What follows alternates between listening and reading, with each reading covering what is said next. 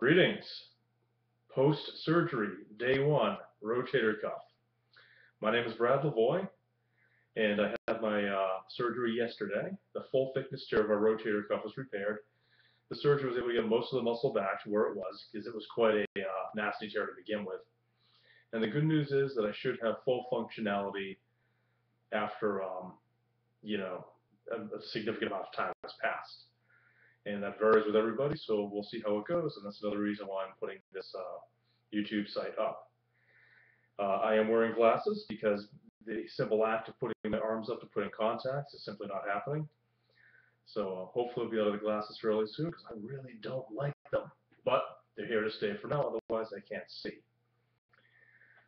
So I'm going to stand up so you can take a look to see the apparatus I have. This is the sling I'm in. It's an abduction sling. There's a pillow to keep my elbow rotated slightly away from my shoulder, which puts a lot less strain on the very newly repaired muscle, which is now attached into these anchors that the surgeon put into my humerus bone. He put in either 4 or 5. I forget exactly how many. Sure, I'll get the actual word of that when I meet with them in due course. This blue little doohickey here is actually part of an ice pack. I like to call it Mr. Freeze, and Mr. Freeze has been a very good friend of mine in the past day. And if you're ever in the same situation, I think he'll be a very good friend of yours as well. The pack here, there's a tube which runs off the bottom of it, and I can connect it to a cooler which is full of ice and water, and it pumps ice water through the cuff, the blue cuff on my shoulder. It's been extremely helpful, and I'm very glad that I've had it over the past day. Now, one thing that I got, that I think almost anybody going through the surgery does get, is something called a nerve block. In essence, before you go under, the anesthesiologist gives you an injection in the neck right about here. It really doesn't hurt that badly. And it freezes your entire arm up for, 18 to 24 hours, which is incredibly good for pain control. I was in zero pain when I woke up yesterday. Evidently, I was a little contentious when I was coming out of the recovery room, so everybody has different effects of anesthesia. But not too bad, no nausea, nothing like that.